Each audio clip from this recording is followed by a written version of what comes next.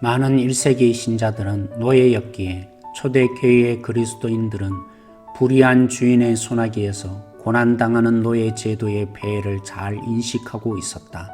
성경은 같은 개념으로 죄를 설명한다. 죄는 가장 야비하고 가장 무서운 주인이다. 죄는 지금까지 인류를 괴롭힌 가장 파괴적이고 타락한 힘이다. 영혼을 오염시키고 마음과 양심과 감정과 의지를 더럽힌다. 삶을 파괴하고 영혼을 정죄하는 타락의 근원이다. 우리는 죄에 오염되는 것에 그치지 않고 죄의 종이 된다. 타락 상태에 매여 전적으로 부패해 있고 그 속박으로부터 스스로 자유를 찾기란 불가능하다. 그들은 자신의 구속과 관련하여 어떤 것도 시작하거나 성취할 수 없다. 선한 일이라고 여겨지는 것도 거룩하신 하나님 앞에서는 더러운 옷과 같다. 인간이 전 우주적으로 타락했다는 현저한 특징 중에 하나는 자신의 진짜 저지를 부정하는 것이다. 자신을 실제보다 훨씬 더 좋게 생각한다. 모든 불신자는 하나님께 대적적이고 어떤 측면에서도 하나님을 기쁘시게 할 수 없다. 죄로 인해 눈멀고 죄 안에 죽었기 때문에 전적으로 무능하다. 그들은 총명이 어두워지고 영적인 진리를 이해할 수 없다. 왜냐하면 이 세상의 신이 믿지 아니하는 자들의 마음을 혼미하게 하여 그리스도의 영광의 복음의 광채가 비치지 못하게 막고 있기 때문이다. 더구나 허물과 죄로 죽은 자들이요 살아서나 죽은 자들이다. 그래서 하나님의 거룩한 성령의 도움 없이는 그리스도께 나아오는 것이 불가능하다. 설상가상으로 전심으로 자신의 죄를 사랑한다. 굳은 마음, 부패한 마음, 오염된 양심, 하나님을 향한 적대적인 자만심으로 가득 찬 본질상 진노의 자녀들이다. 하나님과 하나님의 의를 추구하기보다는 자신을 방탕에 방임하여 모든 더러운 것을 욕심으로 행하면서 하나님의 진리를 거짓 것으로 기꺼이 바꾼다. 자신의 욕망을 만족시키려고 부단히 투구하면서 자기를 사랑하며 돈을 사랑하며 쾌락을 사랑하기에 하나님을 사랑하는 것보다 더하는 자들이다. 회심하지 않는 심령의 오염된 마음과 부패한 의지는 오직 죄악을 선택할 뿐이다. 하나님의 간섭하심이 없으면 죄의 노예는 전적으로 무능하고 소망 없는 상황에 머문다. 그는 스스로 자유로워지기에는 무력할 뿐 아니라 자발적인 열망으로 자기 쇠사슬에 매인다. 로마의 노예 시장에서 노예의 미래를 결정하는 권한은 오롯이 구매자의 손에 달려 있었다. 마찬가지로 성경은 하나님께서 주권적이고 독자적으로 자신의 노예를 선택하셨다고 가르친다. 하나님은 하나님의 노예로 태어나기 전에, 심지어 세상이 창조되기 전에 그들을 하나님의 노예로 선택하셨다. 하나님의 선택을 받은 자로서 신자들은 그분의 핏값으로 사신 바 되었다. 힘이나 건강이나 외모와 같은 노예의 자질의 선택의 기준이 되는 로마의 노예 시장과는 달리 하나님은 그들의 연약함과 실패를 너무나 잘 알고 계시면서도 그들을 노예로 택하셨다. 우리가 불신으로 눈멀어 있을 때 하나님은 예수 그리스도의 얼굴에 있는 하나님의 영광을 아는 빛을 우리 마음에 비추었다. 우리가 허물과 죄로 죽었을 때 하나님은 우리를 그리스도와 함께 살리셨다. 그분은 우리 마음 안에서 구원의 역사를 시작하신 분이다. 그래서 우리는 우리가 얻은 구원에 아무것도 자랑할 수 없다.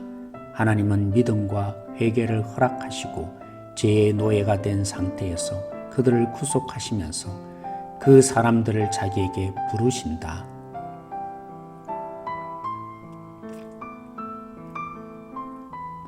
그런데 하나님은 죄의 노예되었던 자들을 어떻게 구원하시는가?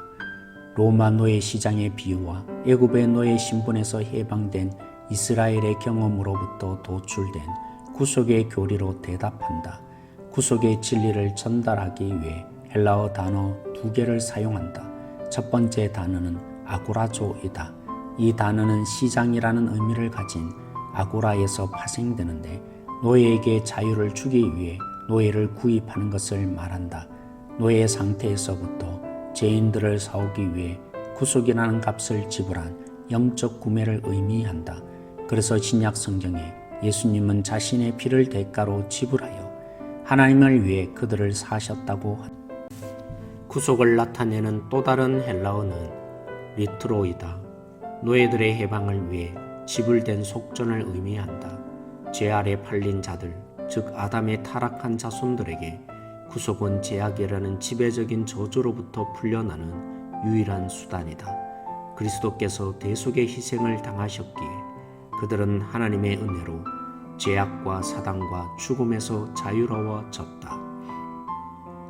그런데 로마 시대의 노예들과 달리 우리가 대속함을 받은 것은 은이나 금같이 없어질 것으로 된 것이 아니다. 우리가 염소와 송아지의 피로 구속받은 것도 아니다. 예수 그리스도께서 죽으심으로 자신을 주심은 모든 불법에서 우리를 속량하시고 우리를 깨끗하게 하사 선한 일을 열심히 하는 자기 백성이 되게 하려 하심이다. 아멘. 예전에 죄의 노예였던 우리는 이제 그분의 소유물로서 새로운 주인의 노예가 되었다. 우리는 더 이상 이전 주인의 속박에 매이지 않을 뿐만 아니라 하나님의 영원한 진노라는 치명적인 죄악의 결과도 피할 수 있게 되었다. 로마서 8장 1절에서 2절 말씀 설명한 대로 생명의 성령의 법이 죄와 사망의 법에서 해방하였기 때문이다. 구속을 받은 자는 옛 주인을 더 이상 두려워할 필요가 없다. 하나님의 진노를 두려워할 필요도 없다. 그리스도께서 십자가 위에서 죄악과 사단을 이기셨다. 그리고 그리스도를 믿는 모든 자를 향한 하나님의 진노라는 형벌도 담당했다.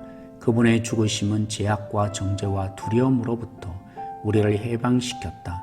그러나 우리가 구원받았다고 면죄부를 얻었다고 생각해서는 안 된다. 사실 그 반대다.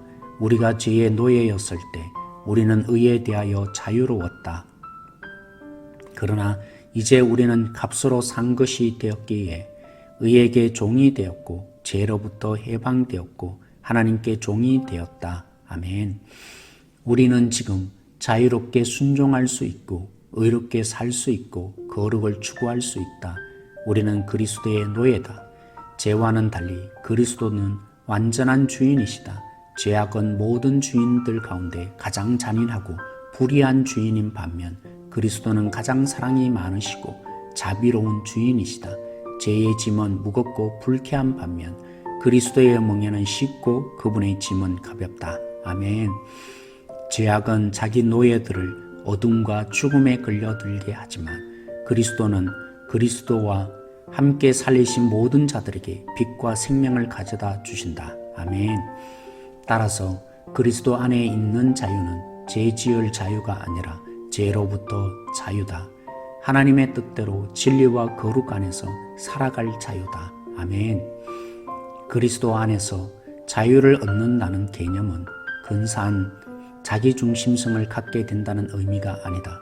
그리스도 안에서 자유로운 자는 의의 노예가 되었다. 그들은 가치 있는 대의를 향해 전적으로 헌신하기 위해 죄악으로부터 자유를 얻었다. 자유를 얻은 자는 도덕적 진공 상태 속에서 헤매지 않는다. 그들은 의의 노예들이다.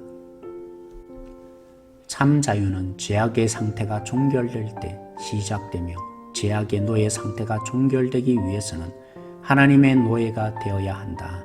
아멘.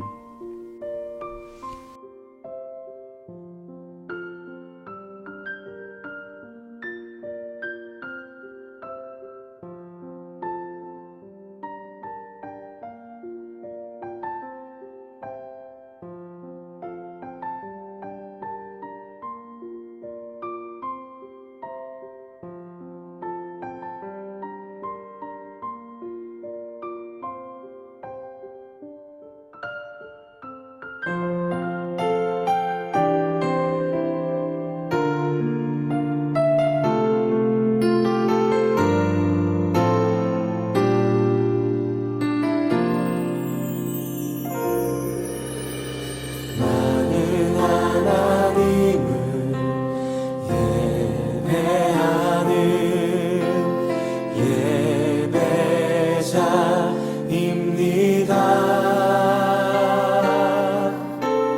내가 서 있는 곳 어디서나 하나님을 예배합니다.